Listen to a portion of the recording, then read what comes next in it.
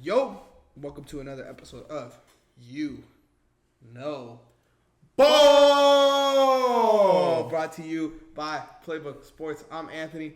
To my right, I got the main, my bae, Philly Phil in the building. Yes, sir. What's the word, brother? What's the word? USA basketball going good. Summer going good. Well. School gonna start. Hopefully it's good. But either way, we chilling. And also, I think I just moaned in there. Whatever. I feel like I just moaned there. It just sounded like I'm moaning. You chilling, bruh. Hey, but for real, y'all, make sure to hit that bell on YouTube. Make sure to like, subscribe, and follow all of our accounts at Playbook Sports HQ on TikTok, Instagram, YouTube, and Twitter. And also YouTube again, because we got some live streams coming to y'all. Hopefully soon. Double it up. Yeah, I think next week we're gonna have a live stream. No promises yet. I guess it'd be this week. But the goal is to name 500 athletes in 2 hours. Holy crap. I think I could do that. I think I body that. So wow. That's the game plan right now. I don't know what day, but that'll probably be sometime next week or this week for y'all. So make sure you guys stay tuned for that because I think I could do that pretty easy. 2 hours is a long time. I was about to say, I wonder if I do know 500. Wait, you said 200 athletes or 500? 500. I mean, the NBA, that's like what, 200? That's like 420. 420. So, I mean, you could do that. And then, Michael Phelps, Serena Williams. Some other dude. That's not too bad. But today we're going to be looking at some fantasy basketball stuff. You guys really enjoyed the fantasy stuff last week. So this week we're going to be talking about 3 players to avoid. They're getting drafted too high in fantasy. And, yeah, I guess I'll kick it off. I'll start at the top of my list. Actually, no, I'll start at the bottom. Okay. My first guy, this guy's getting picked at 145 in drafts. It's Scottie Pippen Jr. And this is why, okay? 145? Yeah. Wow. So that's like around, let's say 12 pick because usually a 12-team league. And I know that's kind of like, oh, Anthony, I'm not even going to draft him really. Why not take a risk? But to me, for Scottie Pippen Jr., I do think he's a really great player or good player. I was wrong about him. I definitely thought he'd be bad. I just think he's kind of in a bad situation coming into next year. Listen to the guards on this team, okay? You got Desmond Bane, Gigi Jackson, John Morant, Vince Williams they have listed as a forward, but he's more of a guard. Marcus Smart, Luke Kennard, John Concar, Jake LaRavia, and maybe D Rose. I forgot D Rose was still on the team. Imagine, and now Scottie Pippen's gonna have to play behind that. And I know That's was 9 players. Great in the summer league, great in the G League. He had a decent season last season.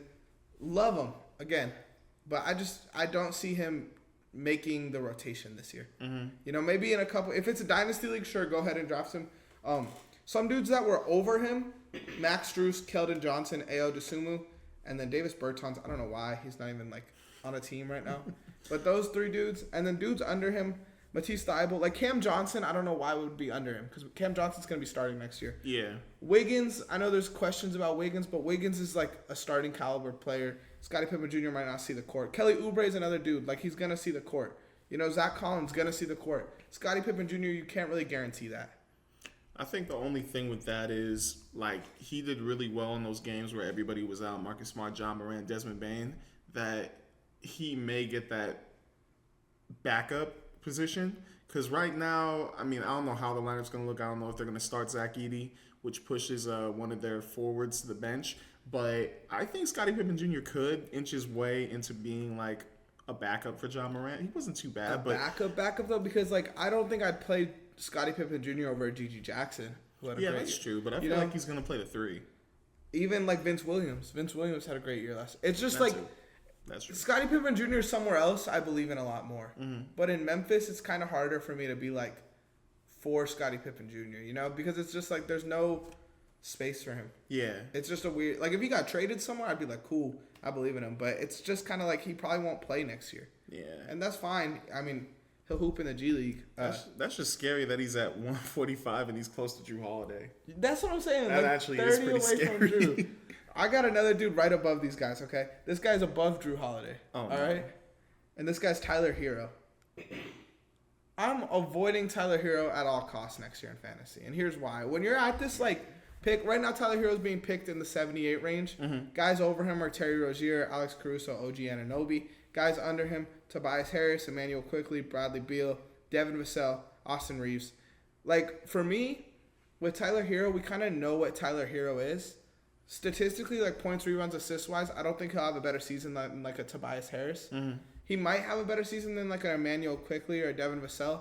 But I would much rather take a chance on one of those guys because we know what Tyler Hero is at this point. Mm-hmm. If Emmanuel Quickly could go out there and average like a 24 next year, Tyler Hero, I can't see that. Like, I know Tyler Hero is going to give me 20, efficient 20, dribble a little bit, but I would way rather risk an Emmanuel Quickly, a Vassell, and Austin Reeves, and RJ Barrett, who's at 85, Keegan Murray, who's at 90, Denny, who's at 92. Like, those dudes, I'd much rather just, like, roll the dice on than just take a dude that's cool. And if I'm going for someone cool, like, why wouldn't I take Tobias Harris or Bradley Beal? You know? No, that's true. Another thing about Miami is, like, last year we saw a lot from Jovic, a lot from Jaime. Kello Ware looked good in the offseason. Like, if I'm that team, I'm trying to develop those guys over Tyler Hero at this point. Like, you know what Tyler Hero is, you know? Yeah.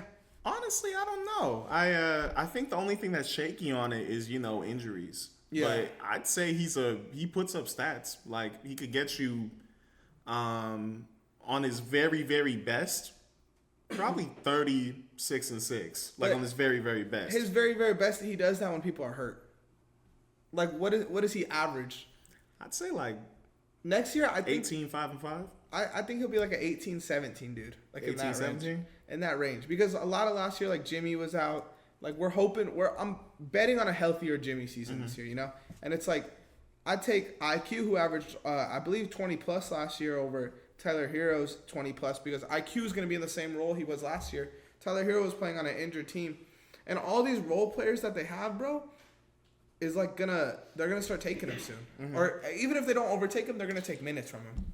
And I don't think that's really deniable. But with that all being said, bro, I think the Heat could be sneaky good next year.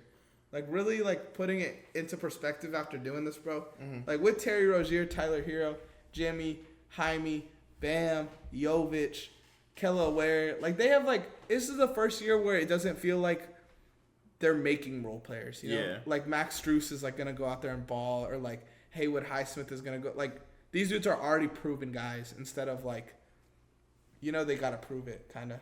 I just want to say, like, the Heat's draft process, or their, like undrafted and drafted process is insane, bro. Because, like, you know, Gabe Vincent, all these guys that went undrafted, they were really good pickups for them. But the two new guys they got that actually they picked up, I keep an eye on these two, Pell Larson and Kashad Johnson.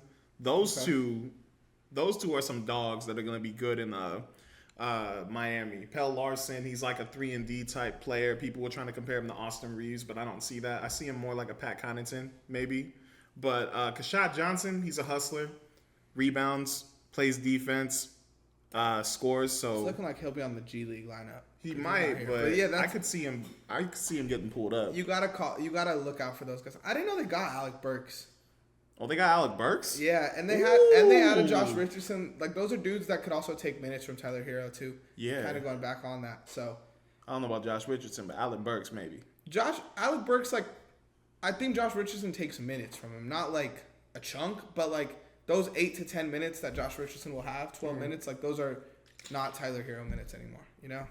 So I think this team definitely could make a push next year, bro. Oh, 1,000%. Like, this might be the best Heat team in a while.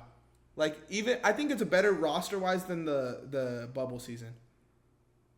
Honestly, I'll take any Heat team over that bubble team. You know, because Jay Crowder was there stinking. That's what I'm saying. Or the Nuggets finals. Like, in the last 5 years, this might be the best Heat team. In the Jimmy Butler era, this is the best Heat team they've had. I like it so far. And no one's talking about them.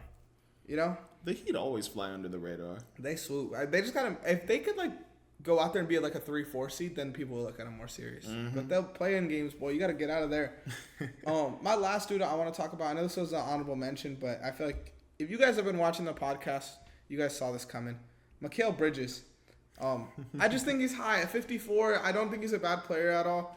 But I just think, like, at this point in New York, bro, he's going to be a role player around. Even if you believe he's starting, coming off the bench, whatever. Like, OG, DiVincenzo, Hart, and Randall are all great players who are going to take touches from him. Yeah. You know, not to mention Jalen Brunson also. His last 50 games in Phoenix pre-trade, he averaged 17, 4, and 4.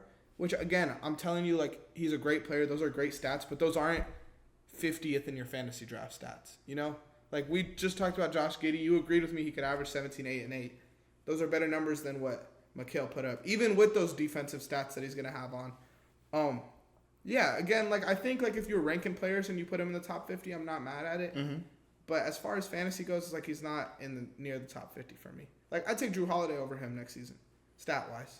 No, that's not a bad thing to say. Like, for real, like, looking at it, the whole, like you said, the whole New York situation, it's definitely going to be rough for him to, I mean, he's going to be able to get steals, blocks, maybe some rebounds once in a while. Not too much, but some rebounds. But the points is going to be a problem because his usage is going to go down. He's probably going to go back to his role with the Suns. And I'm not saying that's a bad role. Like, he could still put up some stats, but it's not going to be as good as the guys you mentioned. Like, Josh Giddey, I'd for sure look at him a little bit above over Mikal Bridges because his role, I mean, he's in Chicago.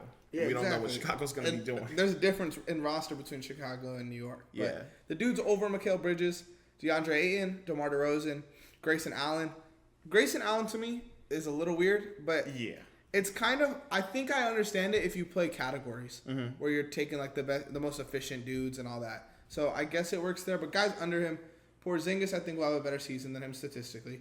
Kobe White I think will have a better season than him statistically. Kuzma I think will have a better season than him statistically. And why is Randall under him?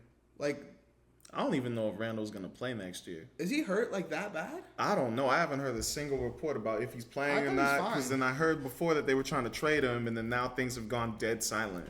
I feel like he's fine. I think from what I heard, he's going to be cool next year. But yeah, I mean, like Julius Randle, that's a 22, 23 point scorer who could get you 8 rebounds. Like, yeah.